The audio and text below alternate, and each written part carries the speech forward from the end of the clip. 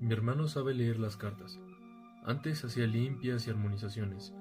Y no es ninguno de esos de extra normal. Ya me habían pasado cosas, como siempre, como a todos. De esas que podías llegar a explicar en algún momento. Hasta que un día lo llamaron para hacer una limpia en una casa en Tlalnepantla, que iba a ser una escuela, pero todo estaba saliendo mal. Ya saben, permisos, publicidad, profesores, lo que se puede esperar. Y entonces fuimos los dos. Verdaderamente yo fui porque no tenía nada mejor que hacer. Mientras él entraba a reconocer la casa, yo me quedé en la sala. Era muy grande. Vi por qué él haría en escuela. Fue cuando empecé a notar un ligero olor a podrido. Le hablé a mi hermano, pero no me contestó. Así que decidí ir a investigar. Escuché voces y me sentía mareado por momentos. Empecé a sentir miedo, de ese que te hace querer dejar todo y huir, pero también mucha tristeza. Para no alargar de más, mi hermano me encontró llorando en una habitación. Yo le empecé a decir, aún llorando, que esa casa había sido una casa de citas, que estaba seguro que habían matado a alguien en esa casa. Y yo no podía controlar mi llanto. Realmente estaba muy triste y solo quería salir de ahí. Mi hermano me pidió esperar afuera en lo que él terminaba, pero yo decidí irme a mi casa de una vez. Cuando él se metió, a partir de ahí, vinieron cosas que antes nunca me habían pasado, cosas que realmente sé que a mi hermano se le salieron de control. Pero primero les diré que cuando él preguntó acerca del pasado de la casa, los dueños se pusieron un poco incómodos, pero terminaron aceptando que había sido una casa de citas, justo como yo lo había dicho, y que efectivamente una mujer había muerto en una recámara. Les fue arrebatado a los dueños por trata de blancas. Eso me lo dijo a mí tiempo después. Durante la noche me dolía la cabeza, estaba muy mareado y solo quería dormir, sobre todo porque mi hermano me regañó por haberme ido. Sin embargo, no podía, y solo estaba dando vueltas. Fui a la cocina a hacerme un café y claramente escuché a alguien que decía, a mí también, por favor. Serví 2 tazas y se lo llevé a mi hermano, que estaba ya dormido. No me sorprendió y fui al mío, con el café y la tele encendida. Empecé a quedarme dormido. Sin embargo, llegó una parte donde no sé si lo soñé o estaba por dormir, una mancha negra, como una sombra. Apareció en la esquina superior del cuarto. No fue parálisis del sueño, porque de hecho me incorporé. Lo que no me dejó mover fue el miedo que me dio ver a esa sombra, la cual fue bajando hasta el suelo, donde tomó una forma humanoide. Avanzó hacia mí, pero antes de tocarme se desvaneció. Ya no recuerdo más, sino el hecho de levantarme al día siguiente con dolor de espalda. Ni siquiera fui a trabajar. Realmente solo quería estar en mi cama, llorando, y no sabía por qué. Durante ese día en la casa podía ver una sombra que se deslizaba, pero no me daba miedo. De hecho, llegaba a tranquilizarme, y no sé por qué, pero sentía que me hacía compañía. Así fueron varios días, en los que seguía el mismo patrón de la primera noche. Dejó de ser tímida, y a veces se quedaba en un rincón, todo el día, sin moverse, hasta que mi hermano dijo, ya es suficiente. Pensé que se iría sola, pero al parecer se siente demasiado cómoda contigo. Y así empezó la tarea de sacarla de mi casa, pero sobre todo, separarla de mí. Mi hermano hizo toda la parafernalia que había visto que hacían en las casas, círculos con símbolos raros, sal, velas, incienso. Empezó a orar, pidiendo protección y cosas así. Me dio miedo, tristeza, simplemente no quería estar ahí. Quería irme. Me puso dentro de un círculo y en ese momento sentí como si me hubieran quemado algo. Yo no lo recuerdo muy bien, pero me enojé. Deshice el círculo y le grité a mi hermano. Le dije que eran tonterías, que se dejara de hacer el importante y que solo buscaba dinero y fama haciendo ese tipo de estupideces. así que me fui a mi cuarto. Cuando por fin me tranquilicé, de nuevo me puse a llorar, y los focos que estaban prendidos en ese momento, que eran el de mi cuarto, la sala y algunos de la cocina, se fundieron. No explotaron o algo en particular, simplemente dejaron de servir.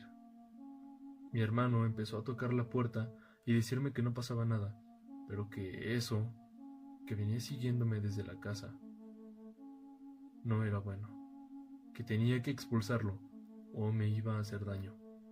Pero yo no lo sentí así. Solo me dijo: si tú le das permiso de estar aquí, no puedo. Tienes que ser tú el que lo saques de la casa. Después de ese día, cuando me ponía triste o tenía pesado el trabajo, se fundían los focos. Los aparatos electrónicos empezaban a fallar. Las frutas y verduras no duraban más de 2 días. Aunque las comprara verdes, fue hasta que un día que estaba en la cocina sirviéndome café, me dije: ¿para qué sigo vivo? Y claramente escuché una voz que decía: hazlo, hazlo. Fue ahí cuando me vi en la casa de Tlanepantla, en ese cuarto, y lloré. Quería irme, me sentía sofocado, desesperado, y no podía más.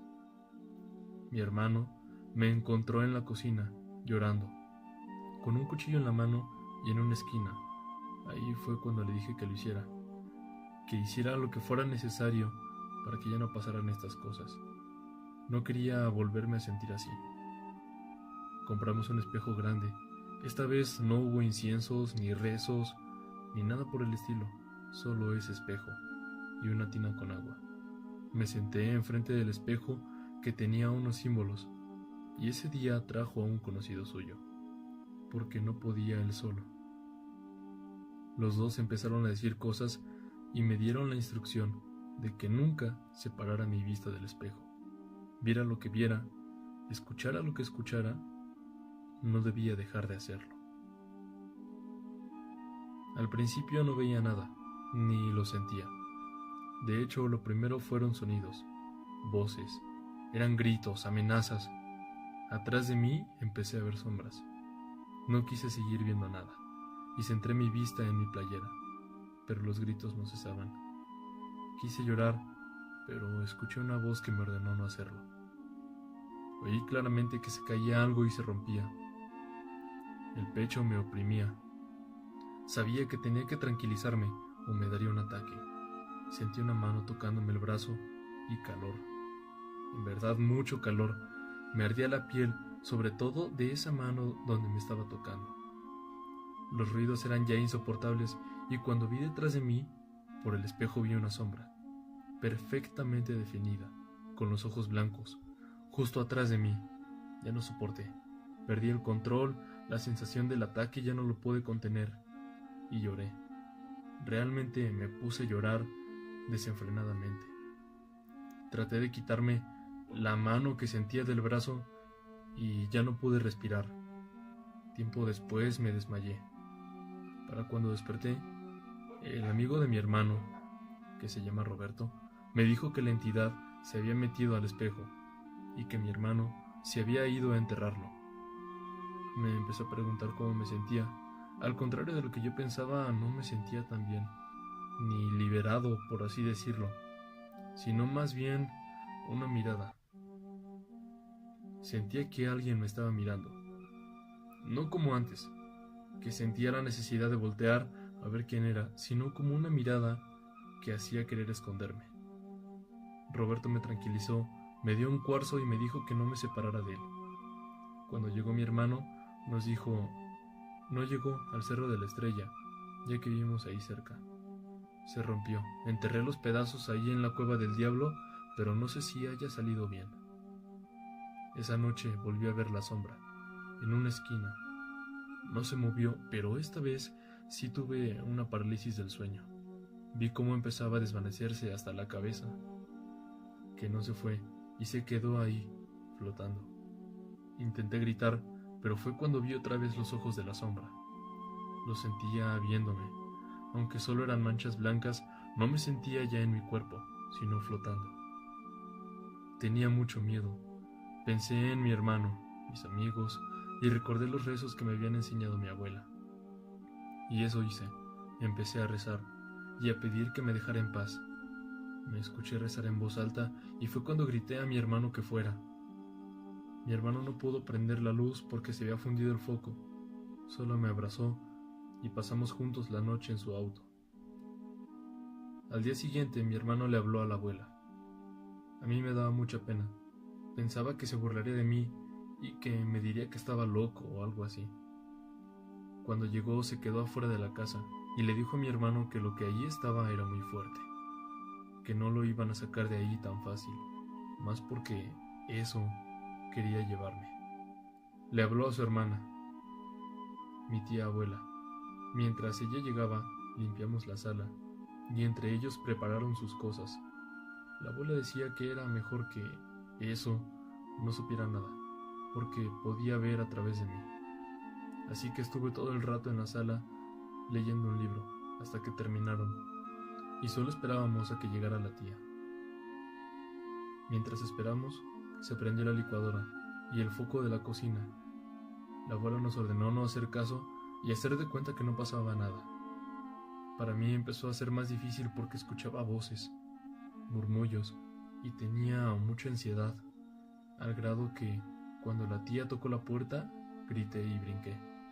La tía me abrazó para tranquilizarme y en ese momento empecé a llorar. Otra vez. Tenía mucha tristeza. Me recostó en el suelo mientras mi hermano y la abuela preparaban unas hierbas y pronunciaban cosas. La tía me dijo: tú tienes que irte. Aquí solo estás sufriendo, déjala ya. Recuerdo que tenía frío, mucho frío, y se reventaron los focos de la sala. Se empezaron a ver muchas sombras y se sentían ráfagas de aire frío y después caliente. Mientras las abuelas rezaban, mi hermano esparcía agua bendita y sal por toda la sala. Ruidos, los perros empezaron a ladrar y aullar, y él vio claramente una sombra encima de mí, una figura con 2 ojos que inexplicablemente lo miraban. La tía le ordenó seguir con su trabajo. No sé cuánto duró esto, pero las sombras se veían amenazantes. El aire empezó a oler a huevo podrido y la abuela necesitó descansar. Después siguió la tía, hasta un momento en que se cayó. Vio la ventana y dijo: ya está aquí. Volteamos a la ventana y estaba un cuervo parado, enorme, muy negro. La tía se acercó a mí y me arrancó un mechón del cabello. Lo puso en una bolsa tejida color negro, le puso otras cosas y abrió la ventana. El cuervo se alejó un poco, pero regresó cuando la tía le ofreció la bolsa. La tomó y se fue. Yo hoy estaba muy cansado. No podía mantener los ojos abiertos. Para cuando desperté, la abuela y la tía ya se habían ido. Ramsés, mi hermano, me comentó que según la tía, esa alma no había desaparecido, solo la habían alejado. Así que de ahora en adelante tendríamos que ser más cuidadosos de dónde andábamos. Él dejó de leer las cartas, hacer trabajos y cosas por el estilo. Yo después, al ser más escéptico de esas cosas, simplemente trato ahora de no acercarme mucho a panteones, o simplemente funerales. Cargo el cuarzo que me dieron, una cruz, y tengo una veladora prendida en mi buró. Hay veces en que veo una sombra, pero por fuera de la ventana. Me doy la vuelta y rezo. Lo de los focos sigue pasando, pero muy poco ya. Si me animé a contar esto, es porque pienso que los que no han tenido una experiencia paranormal, en verdad, son afortunados. No invoquen cosas o tomen las cosas tan a la ligera. Sé que hay algo cerca de mí, tal vez no tan cerca, pero si bajamos la guardia, volverá. Y tengo miedo de que esta vez no la podamos ahuyentar, porque la abuela falleció el año pasado. Gracias por escucharme.